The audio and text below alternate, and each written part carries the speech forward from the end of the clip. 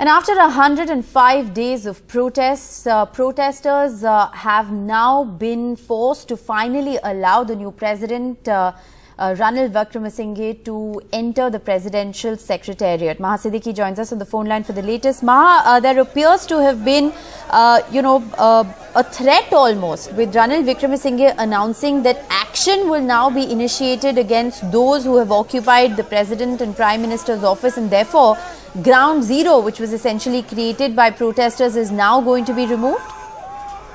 Yes, that is what has in fact also started happening. Over last night, we have seen Golf-Face Green, which had become a point of protest for those who were opposing the Rajapakshas, as well as later on even Ranil Wickremesinghe, because they believe that he was simply elected by or selected by Gotabaya Rajapaksa, and therefore he was pretty much in their camp, and that is why the protests continued. Last night we saw that hours after Ranil Wickremesinghe took oath as the president of Sri Lanka, the protesters did not accept that as well. And within hours, we saw Ranil Wickremesinghe then giving orders that the entire protest site should be removed as well.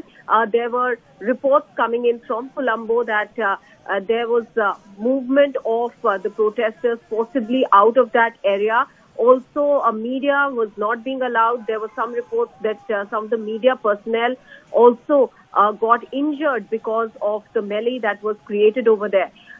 Now, in fact, this will just intensify the animosity between the ruling class as well as the people in Sri Lanka, because as it is, the protesters were seeing Ranil Wickremesinghe as being a part of the Rajapaksa camp, though Ranil Wickremesinghe even yesterday said that he's not a friend of the Rajapakshas, he's with the people of Sri Lanka.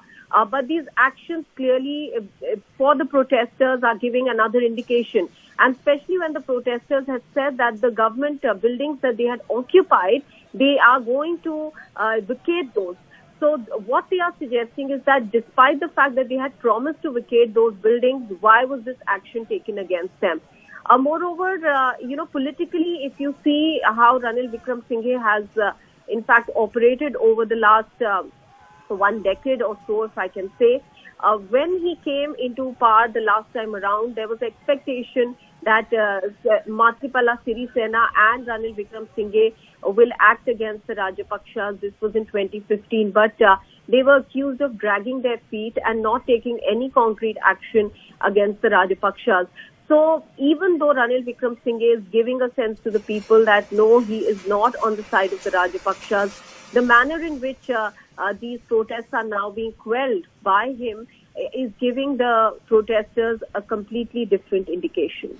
Thanks, Maha, for joining us with all those updates. We're, of course, going to continue to keep a close watch on those developments. And like Maha is pointing out, the United States has also taken a very stern view of the action that are being taken against protesters at Golf-Face in the middle of the night, urging authorities to act with restraint.